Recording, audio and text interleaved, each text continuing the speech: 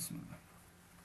Au milieu d'après-midi, Lady Co atterrit sur l'aire de stationnement attenante au manoir de Lorin Baney. À l'époque où il faisait sa cour à Martha, le détective n'avait été que rarement invité à franchir le seuil de cette sombre demeure à l'architecture massive, flanquée de colonnes prétentieuses. Il revit sans plaisir l'imposante grille surmontée de soldats de grès armés et casqués, appelant au combat un geste empathique.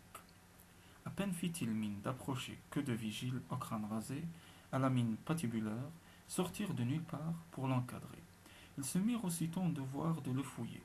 Lady Co se dégagea promptement des mains un peu trop nerveuses qui furetaient sous sa gabardine et exhiba sa carte. Je vous conseille de modérer votre zèle, messieurs.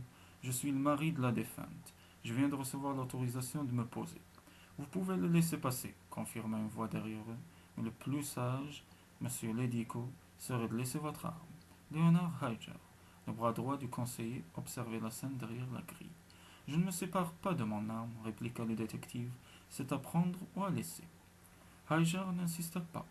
Il adressa un petit signe de reconnaissance aux Cerbères, qui s'écartèrent docilement avec un sourire goguenard, plus acéré qu'une lame, qui en disait long sur le peu de cas qu'ils auraient fait, le cas échéant, de la réprobation d'un simple divi.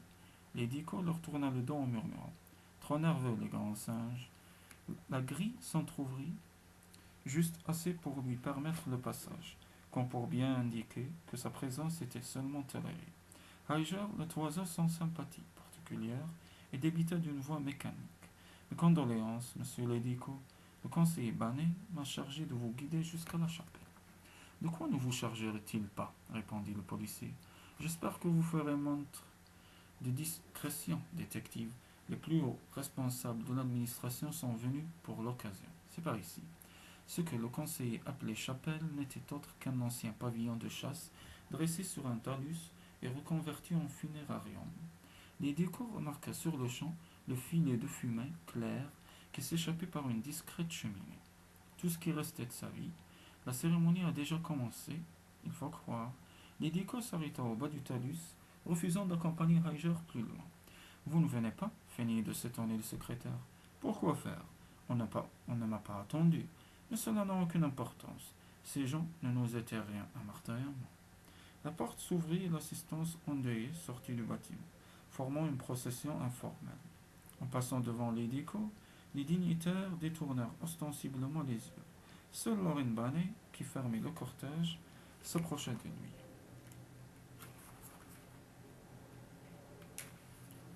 Je suis heureux que vous ayez pu venir, Carson.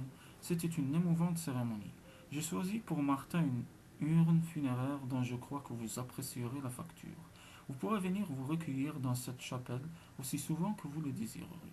Lady Co lorgna en direction d'un employé en noir qui fermait la porte à clé et s'éloignait. Il n'insista pas. Il eut l'impression de perdre Martin une seconde fois. Joignez-vous à nous, enchaîna Barney, comme si de rien n'était. Nous avons tant de choses à nous dire. Il l'accompagna sur l'arrière du manoir. Un copieux buffet avait été dressé sur le rebord de la piscine. Les convives s'y bousculaient déjà avec un sans-gêne qui provoqua un haut le cœur chez le policier. Prenons un verre à l'écart, proposa le conseiller en chipant deux coupes sur un plateau d'argent. L'édico se laissa guider à l'extrémité de la terrasse, dominant le parc. Barney s'accouda à la rambarde de pierre. Je me rappelle lorsque vous veniez ici rendre visite à ma fille, préluda-t-il, si maladroit, si impressionné. Aujourd'hui, vous êtes un autre homme. Nous avons du temps à rattraper. Cette tragédie pourrait, disons, nous rapprocher. Vous m'en voulez de m'être opposé à votre mariage, Martha et à vous. Mais lorsqu'on est un père et que l'on n'a pas ma situation,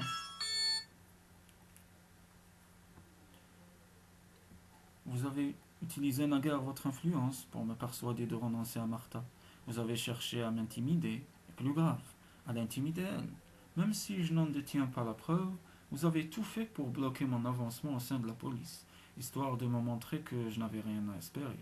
Martha a beaucoup souffert de votre rancœur. Elle espérait que l'enfant à venir infléchirait votre rigueur, votre haine, l'enfant à venir. La nuit où elle est morte, nous avions décidé d'en avoir un. Lorraine Barney poussa un soupir. Quel gâchis! C'est épouvantable. Mais je vous l'avais dit, j'aimais m'employer à rattraper mes erreurs passées. Archiviste a besoin d'hommes tels que vous, intransigeants et irréprochables. Le conseiller aux affaires de sécurité que je suis n'est pas immortel. Il faudra un jour que je cède mon fauteuil à plus jeune, et la loi m'autorise à désigner un dauphin, un successeur. Compte tenu des derniers événements, vous seriez l'homme de la situation. Lady Cole laissa échapper un petit rire. Vous êtes le deuxième à me proposer de l'avancement aujourd'hui. J'en suis tout retourné. Mais c'est non. Ma situation me convient. J'ai appris la nouvelle, comme vous l'imaginez, mais cela n'a rien à voir avec ma proposition. Vraiment. D'ailleurs, qu'y a-t-il de vrai dans cette histoire? Nul n'a jamais abattu l'une de ces créatures d'une simple balle. Êtes-vous le héros que l'on proclame partout, ou un simple chanceux? Peu importe, conseiller, cela prouve seulement que rien n'est impossible. Barney s'absorba dans la contemplation de son verre. Vous ne dites pas toute la vérité, peu importe, mais mon devoir est de vous mettre en garde. Vous savez, rien n'est plus dangereux qu'entretenir une illusion. Imaginons que la population se prenne à espérer qu'elle peut se libérer des noctambules, et les statistiques de mortalité repartiraient sur le champ à la hausse. Chaque nuit verrait des téméraires inconscients, porteurs d'armes dérisoires, défier ses prédateurs. Alors la vérité apparaîtrait à tous. Ça ne serait pas bon, pas bon du tout. Quand j'ai subi mon conditionnement pour partir au front, on m'a répété et répété encore qu'il valait mieux mourir une arme à la main que lâcher prise. C'est le seul enseignement sensé que j'ai reçu.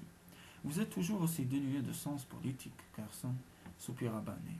Vous souvenez-vous du temps où nos flottes spatiales déferlaient sur l'univers, bravant les lois de la Confédération? Nous parcourions alors l'espace à notre guise, de planète en planète, et la seule vue de notre étendard de guerre faisait plier genoux à toutes les espèces dégénérées qui peuplent cette galaxie. Nous dictions nos lois, nous imposions nos usages, nos modes de vie. Quelle grande époque, n'est-ce pas? Archivis la guerrière, Archivis la maîtresse des univers. Et puis nos ennemis se sont ligués contre nous. Nous avons été vaincus par traîtrise. Aujourd'hui, ils nous surveillent d'en haut. Ils captent le moindre de nos mouvements. Nous sommes prisonniers sur notre propre monde, en proie aux pires créatures de l'univers, et rien ne saurait davantage les satisfaire. Nous ne devons pas leur offrir le plaisir de notre autodestruction. Justement, c'est pourquoi désormais il faut lutter. Non, il faut accepter. Les noctambules sont une fatalité, comme jadis la peste ou le choléra sur la terre. On n'y peut rien. C'est ainsi. Nous devons boire le calice jusqu'à la lie. Lady Cole hocha la tête dubitatif. Depuis la mort de Martha, je vois les choses autrement. Je crains que votre exploit n'ait enflammé votre imagination. Croyez-moi, Carson, nous sommes impuissants. Nous ne devons faire aucune vague pour un jour espérer notre réhabilitation. Barney ajouta dans un souffle. Et qui sait, lors de la revanche, soudain son regard s'égara par-dessus l'épaule du jeune policier. Depuis un instant, une voix tonitruante couvrait le murmure discret des conversations compassées. Un personnage visiblement éméché prenait à partie l'assistance. Tout est de votre faute et vous le savez. Vous pouvez vous draper dans vos grands airs et continuer de faire comme si de rien n'était. Moi je sais bien de quoi vous êtes capable. Cette petite est morte et vous en êtes responsable. Oui, responsable. Tous autant que vous êtes. Pourquoi ne pas dire la vérité? Pourquoi ne pas la dire une fois pour toutes? Étourdi par sa propre harangue, l'homme dut s'adosser à une colonne pour se maintenir debout. Un éclair traversa le regard de Lorin Baney. Il posa son verre sur le rebord de pierre, un peu trop hâtivement, et celui-ci se brisa. J'ai été ravi de bavarder avec vous, Carson, marmonna-t-il en s'éloignant déjà. Mais il semble que je dois m'occuper de mes autres invités. N'est-ce pas le conseiller Oneghan demanda Lady Cole avec curiosité.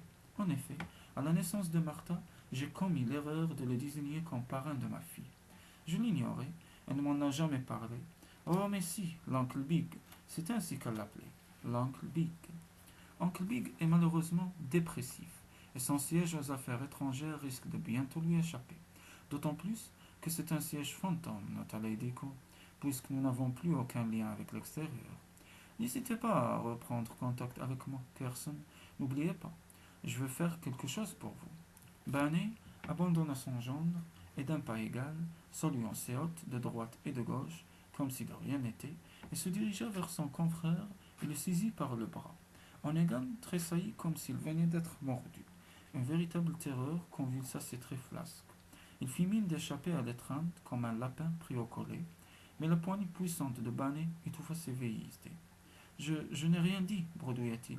Lorin, je n'ai pas voulu, tu me crois, n'est-ce pas?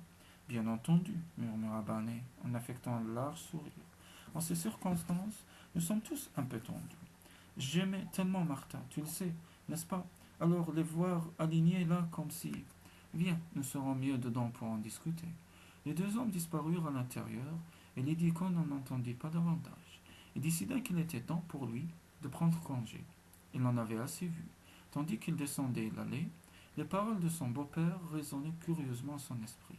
L'heure de la revanche.